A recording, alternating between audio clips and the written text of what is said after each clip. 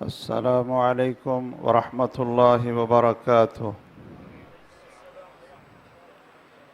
الحمد للہ رب العالمین والصلاة والسلام علی سید الانبیاء واشرف المرسلین وعلی آلہ وصحبہ اجمعین ومن تبعہم بإحسان الی یوم الدین۔ واشہد ان لا الہ الا اللہ وحدہ لا شریک لہ واشہد ان محمدا عبدہ ورسولہ صلی اللہ تعالی علیہ وآلہ وسلم، اما بعد، فقال رسول اللہ صلی اللہ تعالی علیہ وآلہ وسلم: ان من احبکم الی واقربکم منی مجلسا یوم القیامہ احسنکم اخلاقا۔ وقال صلی اللہ تعالی علیہ وآلہ وسلم: ما من شیء اثقل فی میزان المؤمن یوم القیامہ من حسن الخلق۔ گرامی قدر سامعین، محترم بزرگوں اور عزیز بھائیوں، میں 3 احادیث آپ حضرات کو سناتا ہوں اور اس کے بعد اس میں جو ہمارے لیے سبق اور نصیحت ہے وہ عرض کر کے اپنی بات ختم کرتا ہوں۔ رسول اللہ صلی اللہ علیہ وسلم نے فرمایا: ان من احبکم الی، کہ تم میں مجھے سب سے زیادہ محبوب،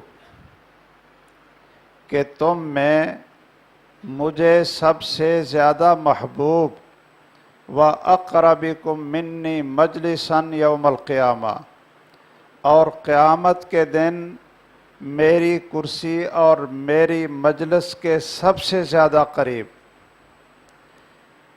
یہ دو خواہشیں اور 2 تمنا کہ ہم سب سے زیادہ اللہ کے رسول صلی اللہ علیہ وسلم کے محبوب بن جائیں اور قیامت کے دن میدان محشر میں سب سے زیادہ قریب آپ کے بیٹھیں۔ یہ میرا خیال ہے کہ آپ کی بھی خواہش اور دعائیں ہوں گی، ہر مسلمان کی یہ تمنا ہے۔ تو رسول اللہ صلی اللہ علیہ وسلم نے فرمایا کہ تم میں سب سے زیادہ مجھے محبوب اور سب سے زیادہ قیامت کے دن میرے قریب وہ شخص ہوگا احسنکم اخلاقا، کہ جس کے اخلاق سب سے زیادہ خوبصورت ہوں گے۔ ایک یہ حدیث۔ دوسری حدیث، رسول اللہ صلی اللہ علیہ وسلم نے فرمایا: ما من شیء اثقل فی میزان المؤمن یوم القیامہ، کہ مومن کے ترازو میں جہاں نیک اعمال رکھے جائیں گے اور تولے جائیں گے، تو مومن کے نیک اعمال میں سب سے زیادہ بھاری وزن، ہر شخص یہ چاہے گا کہ اس کے اعمال کا وزن بھاری ہو، تاکہ فمن ثقلت موازینہ، جس کی نیکیوں کا وزن بڑھ گیا وہ جنت میں کامیاب ہے۔ تو سب سے زیادہ بھاری وزن کس نیک عمل کا ہوگا؟ رسول اللہ صلی اللہ علیہ وسلم فرماتے ہیں: کوئی چیز بھی حسن اخلاق سے زیادہ ترازو کے اندر زیادہ وزن والی نہیں ہوگی۔ اس کا یہ معنی ہے کہ سب سے زیادہ وزن جس نیکی کا ہوگا وہ حسن اخلاق ہوگا۔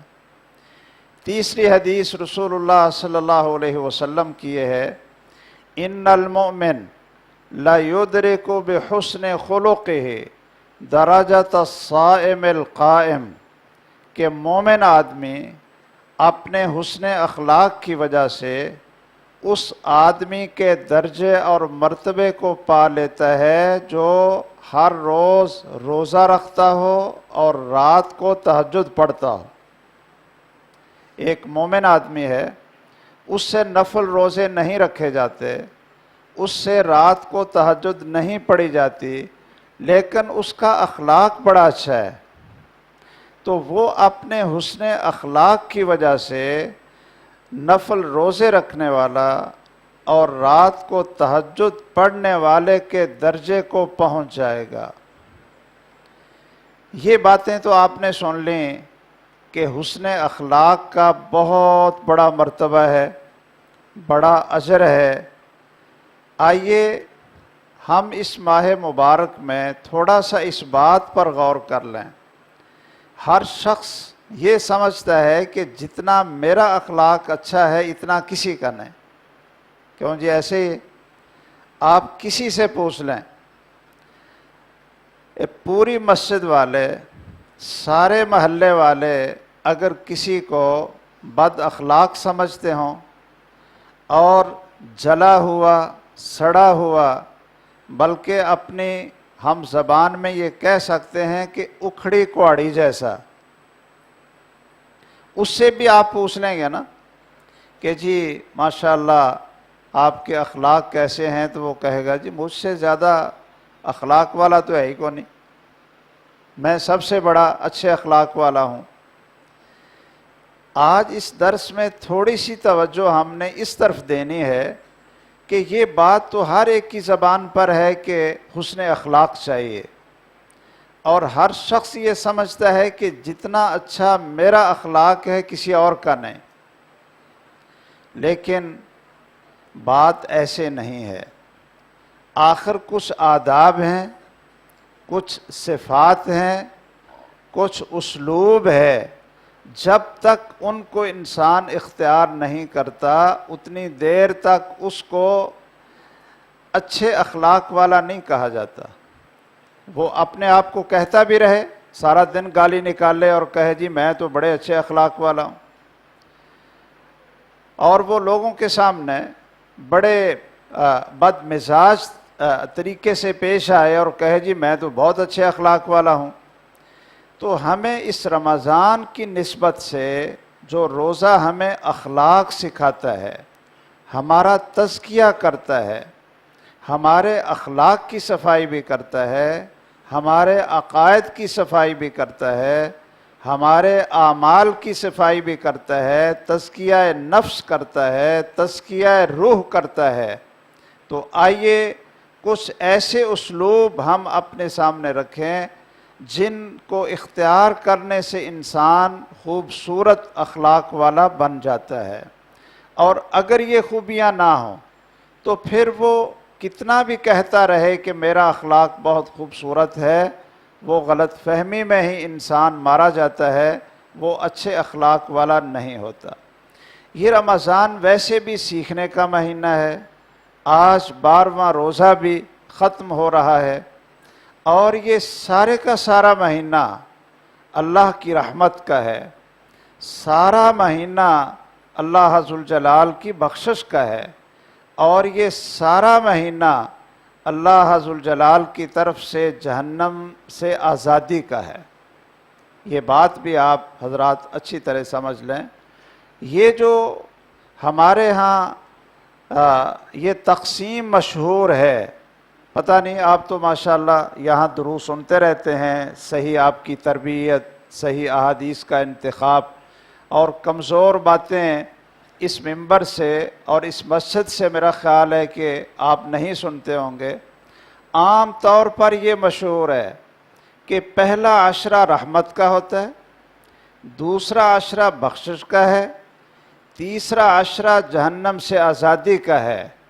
یہ بات جتنی مشہور ہے اتنی ہی غلط ہے، جتنی یہ زیادہ مشہور ہے نا اتنی ہی غلط ہے، اس لیے کہ اس کی بنیاد ایک ایسی روایت کے اوپر ہے جو بالکل ضعیف ہے۔ شعب الایمان بہقی کی کتاب کے اندر یہ روایت ہے، اور اس کے اندر کئی راوی ضعیف اور کمزور روایت ہے بالاتفاق، اس لیے یہ تقسیم غلط ہے۔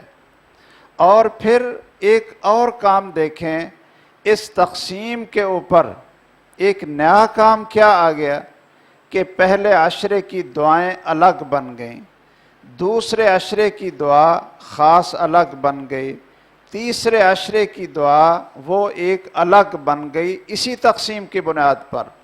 اور یہ الگ الگ تینوں عشروں کی دعائیں نہ رسول اللہ صلی اللہ علیہ وسلم سے ثابت ہیں، نہ صحابہ کرام سے ثابت ہیں، بلکہ صحیح بات یہ ہے کہ یہ سارا مہینہ تینوں عشرے اللہ کی رحمت کے ہیں، اللہ کی بخشش کے ہیں اور جہنم سے آزادی کے ہیں۔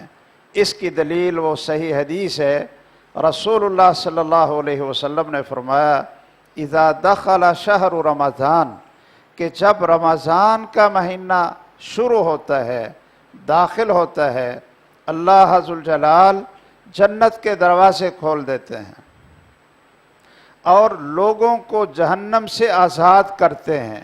وَلِلَّهِ عُتَقَاءُ مِنَ النَّارِ، اللہ ذوالجلال لوگوں کو جہنم سے آزاد کرتے ہیں شروع مہینے سے ہی۔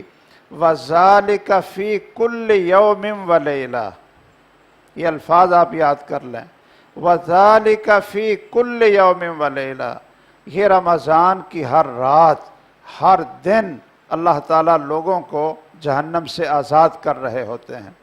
تو یہ مہینہ ابھی باقی ہے اللہ کی رحمت، بخشش، جہنم سے آزادی کا۔ تو آئیے یہ موقع غنیمت سمجھتے ہوئے ہم اپنے اخلاق کو خوبصورت بنائیں۔ سب سے پہلی بات جو حسن اخلاق میں آتی ہے، حسن اخلاق میں، کہ آپ اپنی والدہ اور باپ، والدین کے ساتھ حسن سلوک کریں۔ گھر سے ابتدا ہوتی ہے اور گھر میں جنت ہے۔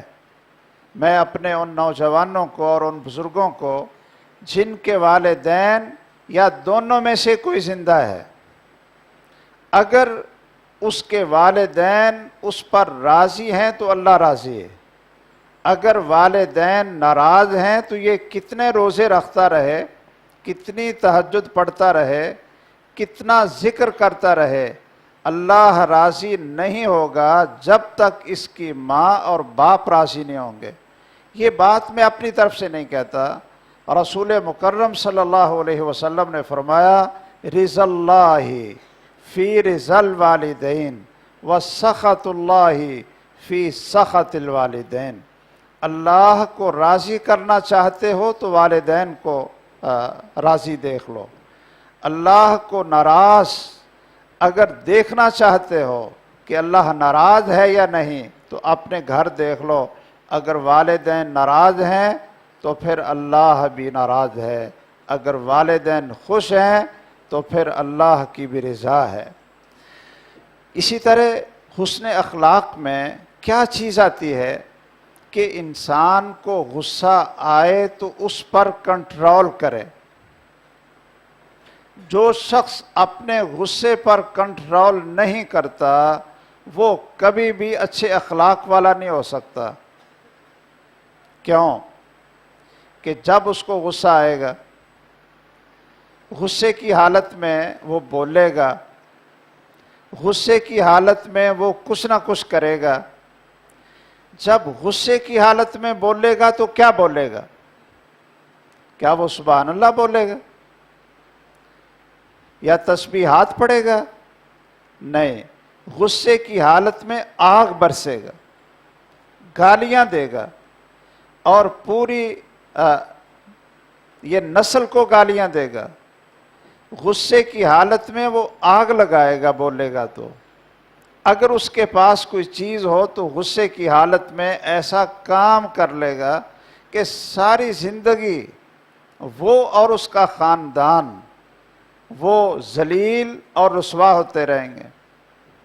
اس لیے جو شخص غصے پر کنٹرول نہیں کرتا، اور ویسے عام طور پر آج کل ہمارے نوجوانوں کو غصہ آئے، نوجوانوں کو ہی نہیں، ایک 70 سال کے بابا جی بھی وہ میرے پاس آ گئے تو پتہ کہتے کیا ہیں؟ کہتے ہیں جی غصہ آ گیا تھا، بس غصے کی حالت میں زبان سے نکل گیا کہ میں نے تینوں ہی طلاقیں دیں۔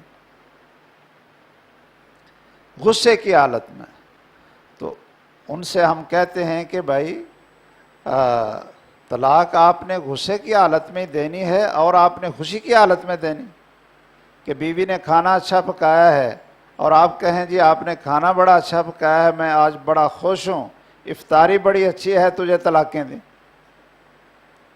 غصہ ہی آئے گا تو طلاقیں دیں گے۔ غصہ اس بیوقوف کو آیا اور تینوں طلاقیں دے دیں اس بیچاری کو جس کا قصور نہیں تھا، اور پھر جب حلالے والے کے پاس جائیں گے تو وہ بھی کم بختی اس بیچاری مسکین خاتون کی کہ اس کا ہی حلالہ کرواتے پھریں، اور یہ پھر بڑا پاک صاف یہ پھر بن جاتا ہے۔ یہ غصہ بہت سے گناہوں کا یہ ایک مجموعہ ہے، بہت سے گناہوں کا۔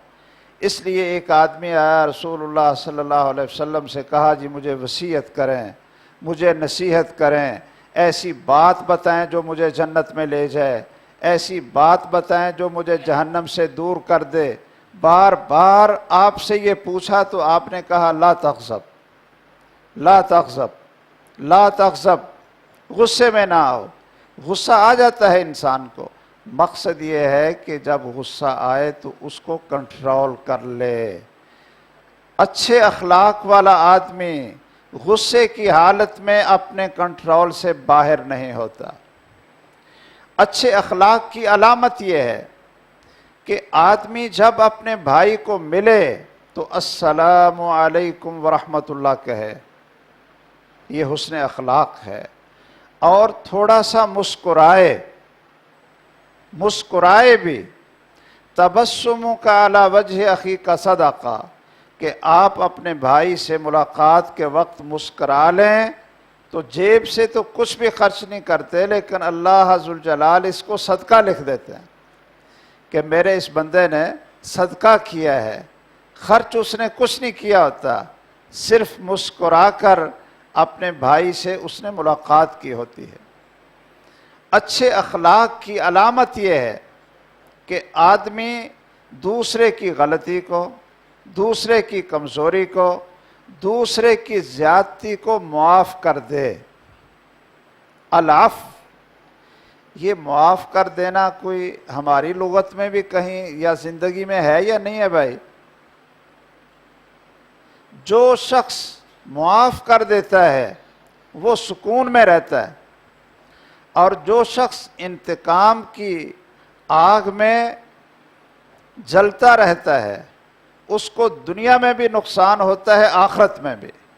ہر وقت سوچتا ہے، منصوبے بناتا ہے، کیسے انتقام لوں گا، نیند نہیں آتی، اس کا بی پی تیز ہو جاتا ہے، اس کو شوگر ہو جاتی ہے، پریشان ہو جاتا ہے کہ میں نے انتقام لینا ہے۔ غصے کی حالت میں انسان بیمار ہوتا ہے، اور اگر وہ یہ کر دے کہ چلو جی میرے بھائی سے غلطی ہوگی، میں نے اللہ کے لیے معاف کر دی، تو اس کو سکون آ جاتا ہے کہ نہیں؟ اللہ کے لیے معاف کر دیا، وہ سکون میں ہو جائے گا۔ اس لیے معاف کرنا بھی کوئی اپنی زندگی میں سیکھ لینا، معاف کرنا اور غلطی کو معاف کرنا۔ کئی ہمارے بھائی کہتے ہیں کہ نہیں جی بس یہ قبریں الگ الگ ہو گئیں، موت اور زندگی کے بس ختم ہو گئے۔ یاد رکھیے 3 دن سے زیادہ غصہ رکھنے کی اجازت نہیں۔ ٹھیک ہے غصہ آیا ہے تو آپ کسی سے بائیکاٹ کر سکتے ہیں، اللہ نے ہماری یہ فطرت بنائی ہے نا کہ آدمی یہ کمزور ہے، غصہ آ جاتا ہے جی بس اب نہیں بولیں گے۔ ہاں اجازت ہے 3 دن، اگر 3 دن سے اوپر گزر جائے تو پھر اس کا گناہ شروع ہو جاتا ہے، اس کو چاہیے کہ بائیکاٹ ختم کر دے۔ تو معاف کر دینا، درگزر کرنا، نرمی کرنا، یہ حسن اخلاق والی چیزیں ہیں۔ رسول اللہ صلی اللہ علیہ وسلم پر بہت سی زیادتیاں ہوتی تھیں، آپ نے معاف کیا ہے، یہ حسن اخلاق تھا۔ اور اگر کوئی شخص یہ سمجھتا ہے کہ نہیں جی غلطی اتنی بڑی ہے کہ میں معاف کر نہیں سکتا، تو میں صرف ایک آپ کو غلطی سناتا ہوں۔ ایک آدمی سے غلطی ہو گئی تھی، اور اس سے بڑی غلطی شاید ہم نے اپنی زندگی میں کبھی نہ دیکھی ہو۔ غلطی کیا ہوئی؟ غلطی یہ ہوئی کہ سیدنا ابو بکر رضی اللہ تعالی عنہ کی بیٹی، آپ کی بیٹی، وہ ہماری کیا لگتی ہے؟ ہماری امی جان، سارے مومنوں کی امی جان، اور رسول اللہ صلی اللہ علیہ وسلم کی عزت، اور صدیقہ بنت صدیق، حبیبہ تو حبیب اللہ، اللہ کے محبوب کی محبوبہ۔ اب غلطی ہوگی مستح سے رضی اللہ تعالیٰ عنہ کہ وہ بھی سیدہ عائشہ کے خلاف تہمت اور وہ بری بات کو پھیلانے میں وہ بھی شریک ہو گئے۔ سیدنا ابو بکر رضی اللہ تعالیٰ عنہ کو غصہ آیا، غصہ آ گیا۔ ایک تو بیٹی کا مسئلہ ہے، دوسرا کیا مسئلہ ہے؟ ام المومنین ہے، تیسرا کیا مسئلہ ہے کہ نبی مکرم صلی اللہ علیہ وسلم کی عزت ہے، اور چوتھا کیا مسئلہ ہے کہ جو شخص مستح یہ باتیں کرنے لگ گیا ہے، یہ ابو بکر رضی اللہ تعالیٰ عنہ کا خالہ زاد بھائی بھی ہے۔ کیا ہے؟ خالہ زاد بھائی بھی، اور سیدنا ابو بکر رضی اللہ تعالیٰ عنہ اس کے اوپر ہر مہینہ ہر دن اس پر خرچ بھی کرتے ہیں، خرچ بھی کرتے ہیں۔ اب انسان کو تو غصہ آتا ہے کہ دیکھو ایک قریبی ہو کر، میرے گھر کا نمک کھا کر ایسی خاتون کے بارے میں باتیں کر رہا ہے جو اسلام کی عزت ہے، پیغمبر کی عزت ہے، صدیق کی بیٹی ہے، مومنوں کی ماں ہے، تو ان کو غصہ آنا چاہیے تھا کہ نہیں بھائی؟ غصہ آ گیا۔ اس غصے میں انہوں نے قسم اٹھا لی، کہا اللہ کی قسم آج کے بعد ابو بکر کے گھر سے مستح کے پاس کوئی ایک دانہ نہیں جائے گا۔ اللہ ذوالجلال کو سیدنا ابو بکر رضی اللہ تعالیٰ عنہ کی یہ قسم پسند نہیں آئی۔ اللہ نے قرآن میں آیتیں اتار دیں، وَلَا يَأْتَلِ أُولُو الْفَضْلِ مِنْكُمْ وَالسَّعَةِ، کہ فضل والے، مالدار، اتنا مرتبہ اور مقام رکھنے والوں کے لائق نہیں ہے کہ وہ قسمیں اٹھائیں کہ مسکین کو، مہاجر کو اس پر خرچ نہیں کریں گے۔ وَلْيَعْفُوا وَلْيَصْفَحُوا، معاف کر دیں، درگزر کر دیں۔ یہ تو ایک حکم کا انداز تھا۔ آگے انداز تھوڑا سا زیادہ سخت کیا اللہ ذوالجلال نے، فرمایا الا تحبون ان یغفر اللہ لکم، کیا تم نہیں چاہتے ہو کہ اللہ تمہارے گناہوں کو معاف کر دے؟ تو سیدنا ابو بکر رضی اللہ تعالیٰ عنہ یہ آیت سنتے ہی گئے تو کیا کیا؟ اگر ہم کوئی قسم اٹھا لیں نا اپنی بہن، بھائی، خاندان میں کسی کے ساتھ، جی میں اپنا پاؤں تمہارے گھر نہیں رکھوں گا، قدم نہیں رکھوں گا، میں نے قسم اٹھا لی، تو پھر ہم اس قسم کے اوپر یہ پکے ہو جاتے ہیں، بس جی میں نے تو قسم اٹھا لی، میں نے تو قسم اٹھا لی۔ او بھائیو ٹھیک ہے، یہ قسم اٹھا لی ہے، غلط اٹھائی گئی ہے، اس کو توڑ دو، قسم کو توڑ دیں اور اس کا کفارہ دے دیں۔ سیدنا ابو بکر رضی اللہ تعالیٰ عنہ نے اپنی اس قسم کو توڑا، اس کا کفارہ دیا، اور جس طرح پہلے مستح کے اوپر خرچ کرتے تھے اسی طرح ان کے اوپر دوبارہ خرچ کرنا شروع کر دیا۔ مجھے بتائیے کہ بیٹی کی عزت سے کوئی اور بڑی عزت ہوتی ہے؟ لیکن انہوں نے معاف کر دیا۔ اس لیے ہمیں بھی اپنی لغت میں، اپنی زندگی میں معافی والا صفحہ ضرور رکھنا چاہیے۔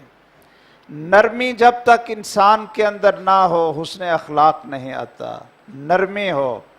اور آخری بات میں یہ عرض کروں گا کہ جب تک آپ بڑوں کا احترام نہیں کرتے چھوٹوں پر شفقت نہیں کرتے، اپنے نوکروں پر ملازموں کے ساتھ حسن سلوک نہیں کرتے، اتنی دیر تک آدمی حسن اخلاق والا نہیں ہو سکتا۔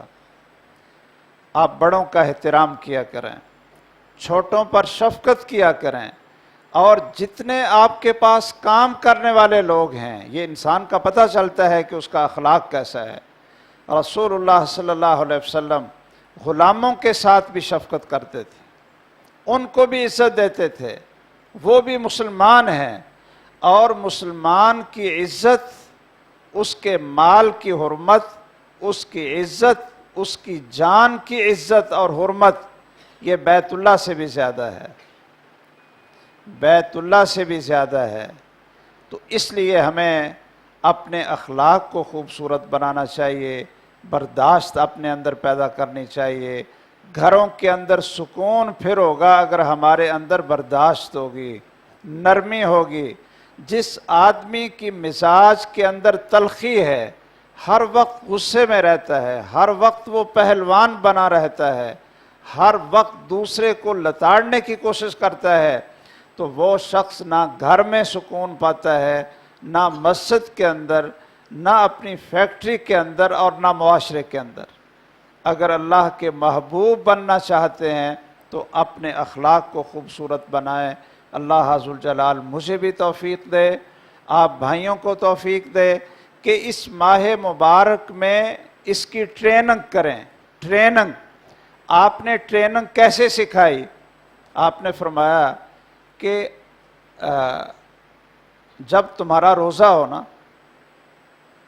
تو کوئی شخص آپ کو گالی دے تو آپ کیا کریں؟ آگے سے جب کوئی گالی دے گا تو غصہ آ جاتا ہے نا آدمی کو، پارا چڑھ جاتا ہے کہ بھئی ہو بھی کمزور اور پھر گالی بھی دے۔ لیکن یہ روزے میں ٹریننگ ہے، ورکشاپ ہے۔ آپ نے فرمایا تم نے روزہ رکھا ہوا ہے، دوسرے آدمی نے تمہیں گالی دی تو کیا کرنا ہے؟ کیوں جی صاحب؟ اچھا، ماشاءاللہ۔ آگے سے یہ کہنا ہے انی صائمن، میرا روزہ ہے، میرا روزہ ہے۔ اب اس کے دو فائدے ہوں۔ ایک فائدہ تو یہ ہوگا کہ اگر اس کو اللہ نے تھوڑی سی بھی عقل دی ہوئی ہے نا، وہ جس نے گالی دی ہے، اور آپ نے آگے سے کہا کہ میرا روزہ ہے، وہ بھی مسلمان ہے، روزہ تو اس کا بھی ہوگا، اس کے اندر یہ شرم آئے گی کہ میں روزہ رکھ کر گالی دے رہا ہوں، اور یہ آگے سے گالی کا جواب دینے کی اس کو اجازت بھی تھی، لیکن یہ پھر بھی جواب نہیں دے رہا، کہتا ہے میرا روزہ ہے۔ یہ شرم دلانے والی بات ہے نا، کہ جیسے کوئی اپنے باپ کو گالی دے رہا ہو تو انسان کہتا ہے یہ تیرا باپ ہے، یہ تیرا استاد ہے۔ شرم دلانا اور اس کی تربیت کرنا۔ اور دوسری اس میں حکمت یہ ہے کہ انسان کے اندر برداشت پیدا ہوتی ہے کہ دوسرے کی گالی سن کر فٹ اس کو گالی نہیں دیتا۔ اسی برداشت کا نام روزہ ہے۔ یہ برداشت اگر ہمارے اندر تمام اعمال میں پیدا ہو جائے، تمام کاموں میں، کھانے میں، پینے میں، اور کاروبار میں، ایک دوسرے کے ساتھ معاملات میں، تعلقات میں، اگر ساری زندگی کے شعبوں میں برداشت پیدا ہو جائے، کاروبار میں بھی، تو انسان کی زندگی مومن اور متقی کی زندگی بن جاتی ہے۔ اور اگر برداشت نہ ہو تو اس کا معاملات بگڑتے ہی جاتے ہیں، نہ اس کو سکون ملتا ہے اور نہ اس کے ساتھ رہنے والوں کو سکون ملتا ہے۔ تو اللہ تعالی ہمارے اندر حسن اخلاق پیدا فرمائے، نرمی پیدا فرمائے، اور بڑوں کا احترام ہمارے اندر پیدا فرمائے، چھوٹوں سے شفقت اللہ عز الجلال ہمارے اندر پیدا فرمائے۔ سبحانک اللہم و بحمدک، اشہد ان لا الہ الا انت، استغفرک و اتوب الیک۔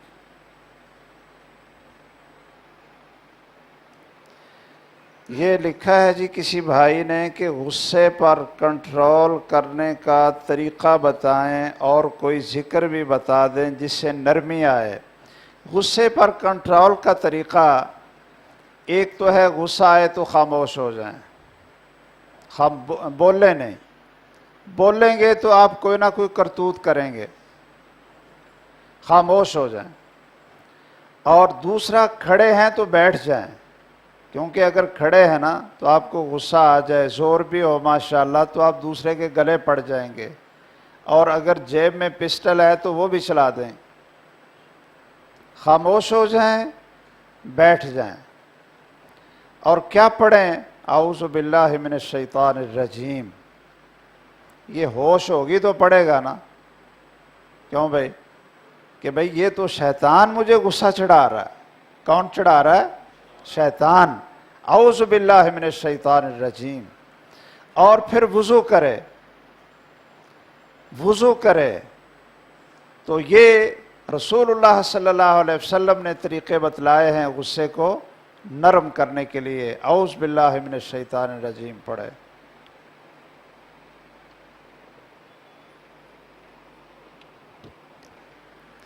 جماعت کے ساتھ نماز پڑھنے والے نمازیوں کے آگے سے گزرنے میں کوئی حرج نہیں، کیونکہ امام سب کا سترہ ہے۔ یہ بات وضاحت کے ساتھ بیان کر دیں، کیونکہ اکثر بھائی اس کو ترجیح نہیں دیتے اور اپنے سامنے سترہ رکھتے ہیں۔ جب جماعت کھڑی ہو جائے تو پھر ہر ایک کو اپنا اپنا سترہ رکھنے کی ضرورت نہیں ہوتی۔ جو امام کے آگے سترہ ہے وہی سب کے لیے ہے۔ اگر جماعت کھڑی ہو تو صفوں کے درمیان سے کوئی آدمی گزر بھی جائے تو کوئی حرج نہیں، آپ گزرنے دیں، آپ گزرنے دیں۔ اس کی دلیل وہ صحیح بخاری کی حدیث ہے کہ حضرت عبداللہ بن عباس اور حضرت فضل بن عباس رضی اللہ تعالیٰ عنہما وہ فرماتے ہیں کہ ہم ایک گدی پر سوار ہو کر آئے تو رسول اللہ صلی اللہ علیہ وسلم نماز پڑھا رہے تھے، جماعت کرا رہے تھے۔ فَمَرَرْتُ بَيْنَ يَدَيْ بَعْضِ الصَّفِّ فَلَمْ يُنْكِرْ عَلَيَّ أَحَدٌ، تو میں بعض صفوں کے آگے سے گزر گیا، کسی نے مجھے ٹوکا نہیں۔ میں صفوں کے آگے سے گزر گیا تو کسی نے مجھے ٹوکا نہیں۔ اس سے پتہ چلا کہ جب جماعت کھڑی ہو جائے تو پھر امام کا سترہ ہی سب کے لیے سترہ کافی ہوتا ہے۔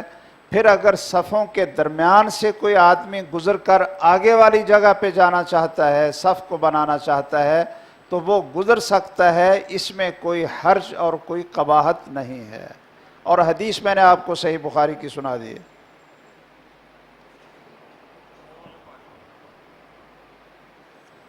اکثر ایسا ہوتا ہے کہ دو علماء سے کوئی دینی مسئلہ پوچھا جاتا ہے، دونوں کے خیالات مخالف ہوتے ہیں، تو ایسے موقع پر ہمیں کیا کرنا چاہیے؟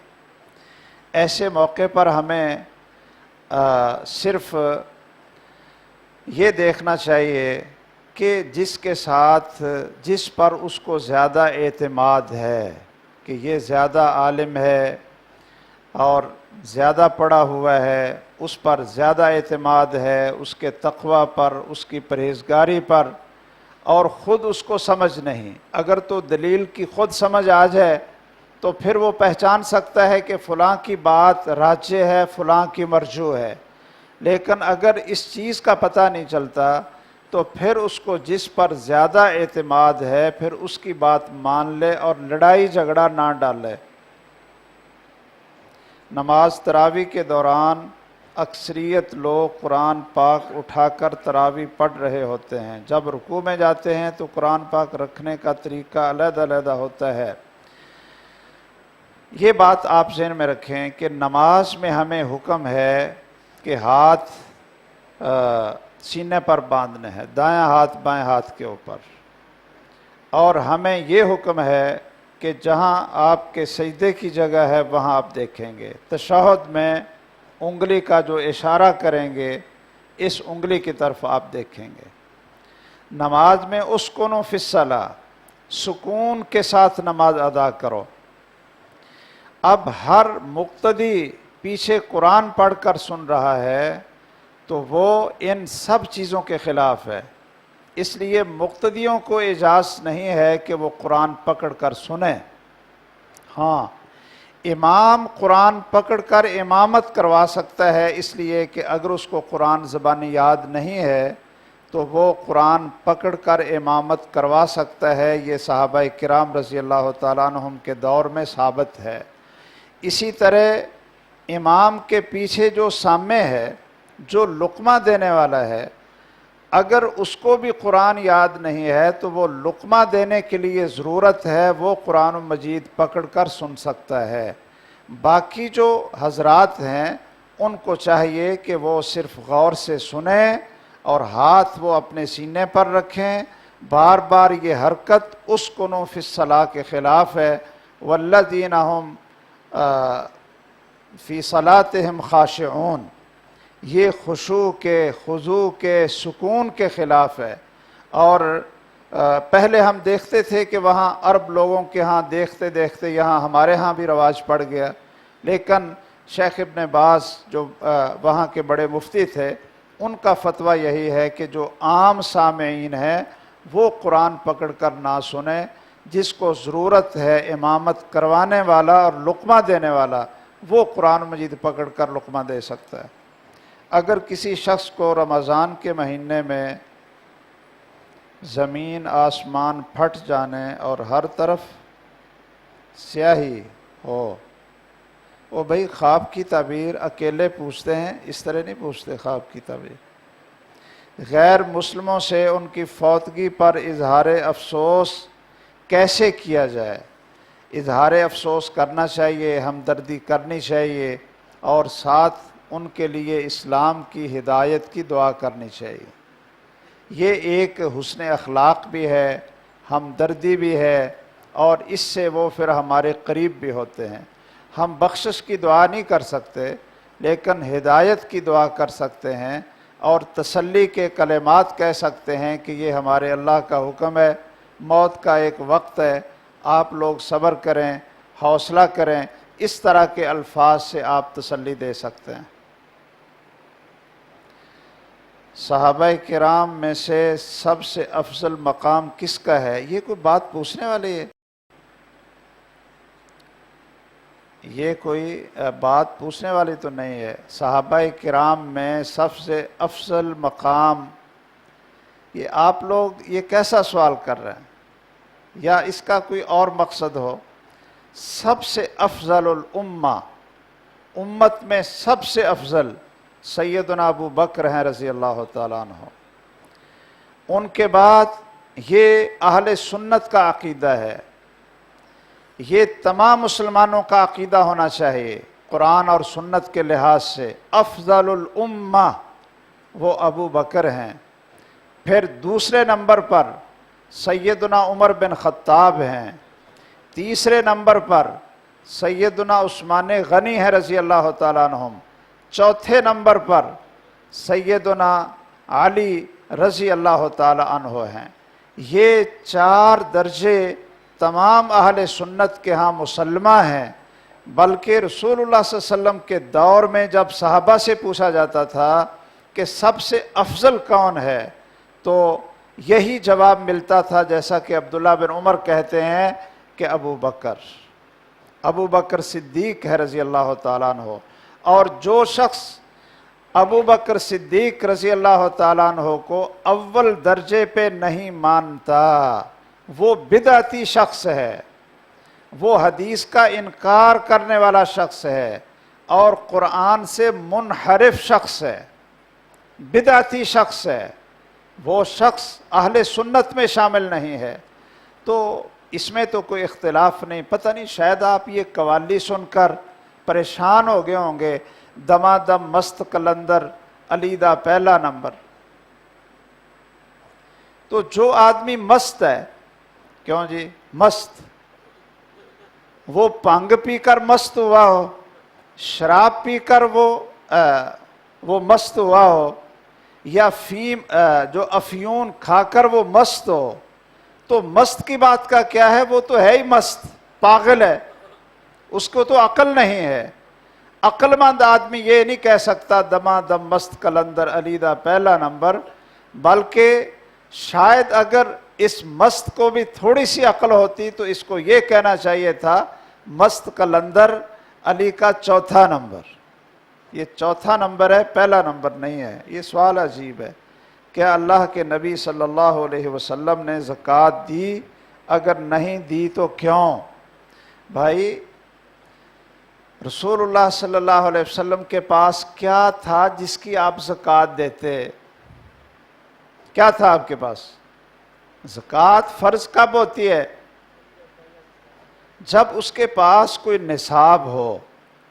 آپ جب دنیا سے گئے ہیں، جس رات آپ بیمار ہوئے اور جس رات کی صبح کو آپ فوت ہوئے، میری اور آپ کی امی جان سیدہ عائشہ کہتی ہیں رضی اللہ تعالیٰ عنہا کہ ہمارے گھر میں جو دیا تھا، چراغ تھا، اس کے اندر تیل بھی نہیں تھا، اس کے اندر تیل بھی نہیں تھا۔ اور میں اپنی پڑوسن سے جب رات کو میں نے دیکھا کہ آپ کی صحت خراب ہو رہی ہے تو میں نے اپنی پڑوسن سے تیل ادھار مانگ کر چراغ جلایا۔ وہ فرماتی ہیں ایک ایک مہینہ آپ کے گھر میں، آپ کے چولہے میں آگ نہیں جلتی تھی۔ یہ کیسے سوال کرتے ہیں؟ جس پیغمبر نے اپنی ہر چیز، سیدہ عائشہ رضی اللہ تعالیٰ عنہ فرماتی ہیں کہ آپ نے مجھ سے پوچھا جب وفات کے دنوں میں، آخری دنوں میں مجھ سے پوچھا گھر میں کچھ پڑا ہے؟ وہ فرماتی ہیں کہ میں نے کہا 5 درم پڑے ہیں، 5 درم۔ آپ نے فرمایا صدقہ کر دو۔ کہاں نصاب ہے رسول اللہ صلی اللہ علیہ وسلم کے پاس؟ کہاں سونا ہے؟ کہاں زیورات ہیں؟ کہاں خزانے پڑے ہیں کہ آپ کے اوپر زکوٰۃ فرض ہو جائے؟ آپ تو مقروض تھے جب دنیا سے گئے۔ گھر میں روٹی پکانے کے لیے آپ کو جو لینے پڑے، جو، اور اپنی درع کو آپ نے گروی رکھا ایک یہودی کے پاس اور آپ اسی حالت میں فوت ہو گئے، مقروض فوت ہوئے۔ تو بھائیو آپ نے کیا زکوٰۃ دینی اور کیوں زکوٰۃ نہیں دی؟ یہ عجیب سا سوال ہے۔ جو دوسرے ممالک سے پاکستانی وزیر اعظم، جو دوسرے ممالک سے پاکستانی وزیر اعظم سود پر قرضہ لیتے ہیں، اس کا گناہ عوام کو ملتا ہے؟ شاید ان کا یہ مقصد ہے کہ جن کو ہم حکمران بناتے ہیں وہ جب دوسرے ملکوں سے سود پر قرض لیتے ہیں تو اس کا گناہ ہمیں بھی ملتا ہو۔ ویسے یہ بڑا ایک مشکل سا سوال ہے۔ اگر ہم کسی کو وزیر اعظم بناتے ہیں ووٹ دے کر تو ہم اس کے سارے کاموں کے ذمہ دار نہیں ہوتے، اس کے سارے کاموں کے ذمہ دار نہیں ہوتے کہ یہ جو کچھ کرے گا وہ ہمارے ذمہ آئے گا۔ ہم اس کو دوسروں سے بہتر سمجھتے ہوئے لوگ اس کو ووٹ دے دیتے ہیں کہ یہ دوسروں سے بہتر ہے، لیکن اس کے ہر کام کے وہ ذمہ دار نہیں ہوتے۔ لیکن یہ بہرحال ہماری ذمہ داری ہے کہ امت مسلمہ ایسے شخص کو اپنا سربراہ بنائے جو نیک ہو، متقی ہو، قرآن اور سنت کے مطابق وہ حکمرانی کرنے والا ہو۔ اگر انسان کو اختیار ہو اور پھر وہ اپنا اختیار استعمال نہ کرے تو پھر ٹھیک ہے، تعاونوا علی البر والتقوی ولا تعاونوا علی الاثم والعدوان۔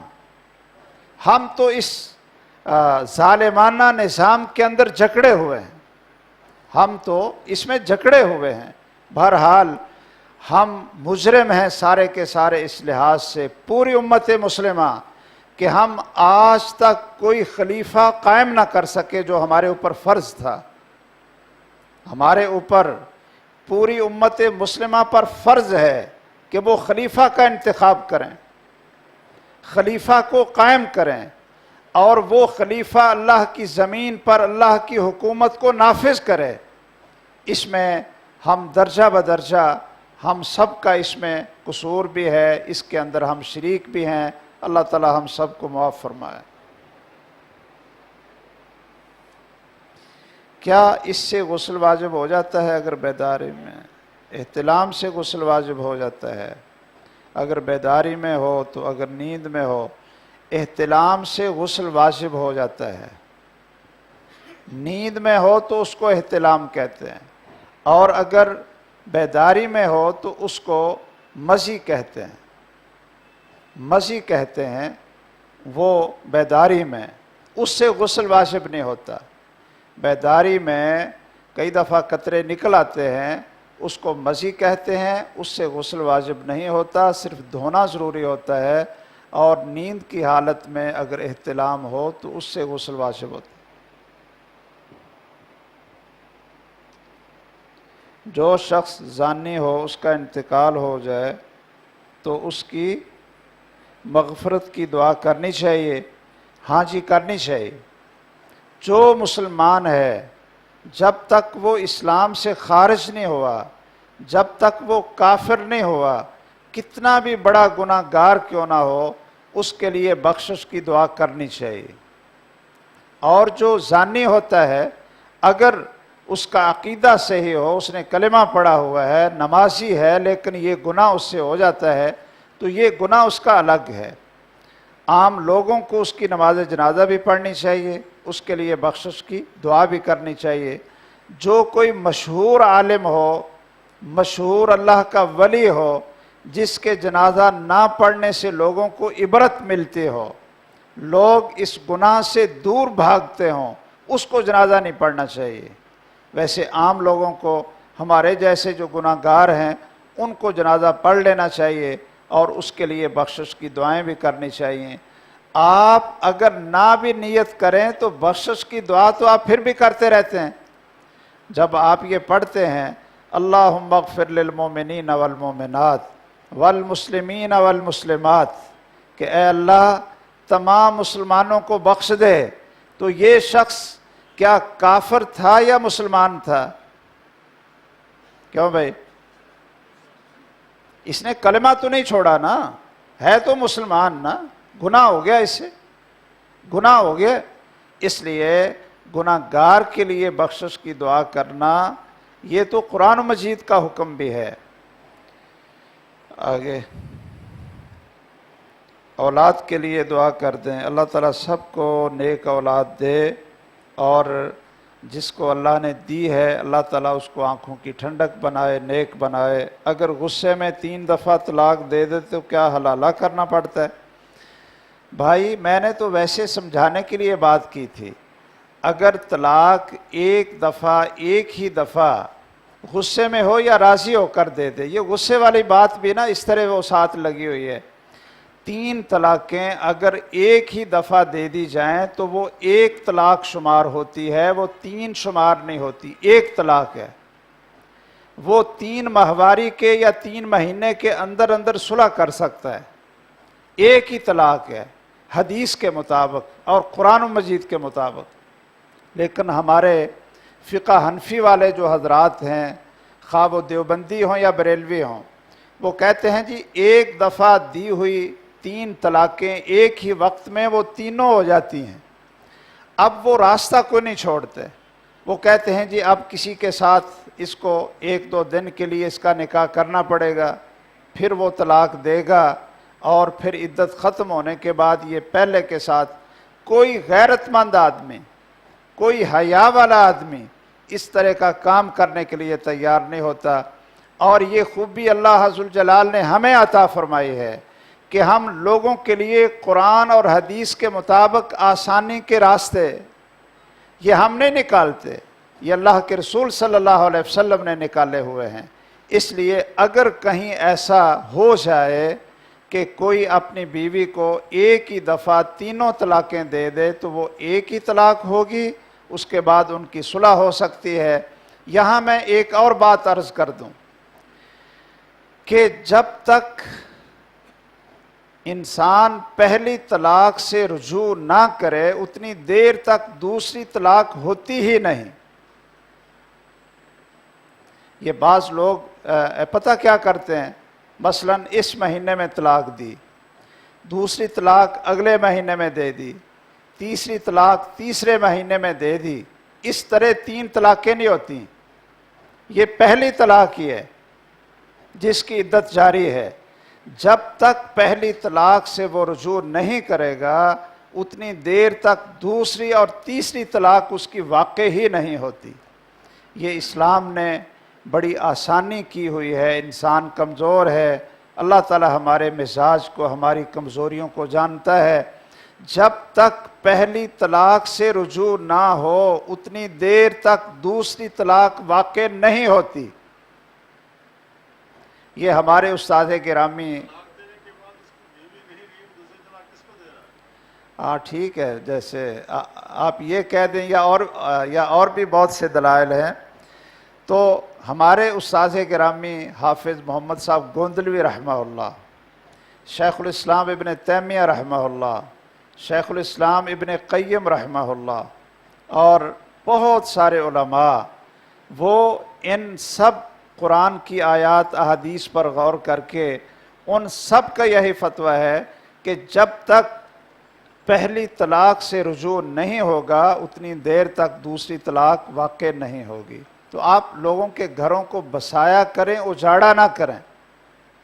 گھروں کو بسایا کریں، آپ اجاڑا نہ کریں. اور ہے بھی توبہ کے بعد دوبارہ گناہ ہو جائے تو کیا کرے؟ پھر توبہ کرے. سب سے آخری جنتی کا مقام جنت میں کیا ہوگا؟ اللہ اکبر. سب سے آخری جنتی کا مقام اتنا بڑا ہوگا، اتنا بڑا ہوگا، اللہ اکبر، اتنا بڑا ہوگا کہ اللہ عز الجلال اس کو جنت دکھائیں گے. سب سے آخر میں جو جنت میں جائے گا وہ سمجھے گا بس یہ تھوڑی سی جگہ ہے. اللہ عز الجلال فرمائیں گے کہ اس سے 10 گنا زیادہ میں تجھے عطا کر دیتا ہوں، 10 گنا زیادہ عطا کر دیتا ہوں. کیا حضرت عبداللہ اور حضرت آمنہ نے کلمہ طیبہ پڑھا کہ نہیں پڑھا؟ یہ احادیث میں کوئی اس کی صراحت نہیں ملتی ہے کہ انہوں نے کلمہ طیبہ پڑھا ہو. وہ تو پہلے ہی فوت ہو گئے تھے. آپ کے والد گرامی آپ کی ولادت سے پہلے فوت ہو گئے تھے. اور سیدہ آمنہ ابھی آپ 6 سال کے تھے. 6 سال کے، ہاں 6 سال کے تھے تو وہ فوت ہو گئیں. اس وقت تو آپ نے نہ نبوت کا اعلان کیا تھا، نہ کسی نے ان کو کلمہ طیبہ بتایا تھا، نہ کسی نے ان کو پڑھایا تھا. اس لیے احادیث میں اس چیز کی صراحت نہیں ملتی ہے. اللہ تعالی ہمیں صحیح سمجھ عطا فرمائے، صحیح فہم عطا فرمائے اور ہماری عبادت اللہ تعالی قبول و منظور فرمائے. السلام علیکم.